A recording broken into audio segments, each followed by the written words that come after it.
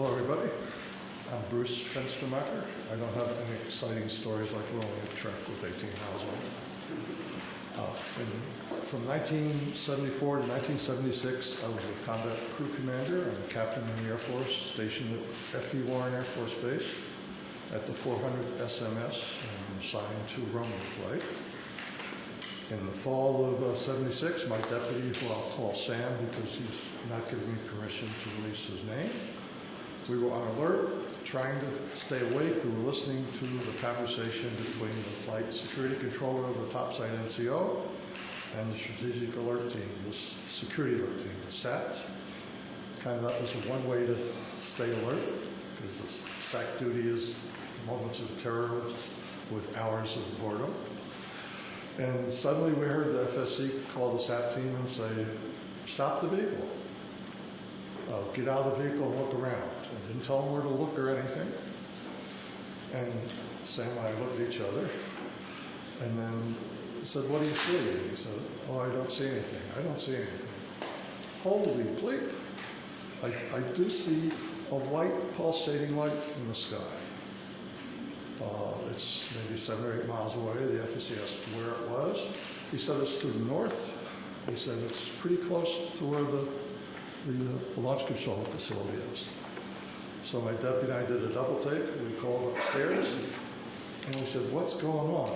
He said, you're not going to believe this, Captain, but right above us, there's a huge white thing, pulsating light above us, and I had to call them to make sure I wasn't seeing anything. Upon prodding, he told us it was shaped like a fat cigar. I think he said a pregnant cigar. White pulsating light. Between the pulsations, he saw red and blue lights. It was silent, because I prodded him saying, is it something for a helicopter? He said, no, it's very silent. We're talking to him for several minutes, and he says it's starting to move away along our access route. So we hung up. My deputy and I saying, what do? We got to report this. He calls down, the FSC calls down shortly and says it's over one of our launch facilities in missile silos, and it was the closest one along the access route. So I ordered the SAT team to go to that site. And they called in through the FSC, so they had to go back for batteries. And they were a little slow getting out, so I was kind of ordering them, come on, get on, get going. And at the same time, we contacted SAC command post at F.E. Warren. And NCO answered, and we told him the story, and he laughed and said, when it eats the SAT team, call me back. So the SAT team never got to that LF. It silently moved again to another launch facility. We called the SAT team 3 or 4 times. I'm sorry, we called the command post 3 or 4 times. The last time, and we got the same nonchalant attitude. The last time I said, are you logging this? And they said no. So I said, give me the officer in charge. And he said, well, he's busy. I said, well, either give me the officer in charge or I'm going to wake up the base commander, the squadron commander, because there's something going on, something's messing with my LFs. They were mine for that period. So the officer came on and I said, you need to log this or I'll wake everybody up. He said he would. He called us, his NCO, a different NCO called us back a few minutes later, took the log of what had happened in the timing sequence. So it went to another LF. The SAT team had to come back for gas. Then it said it had car trouble. It could only go 5 miles an hour.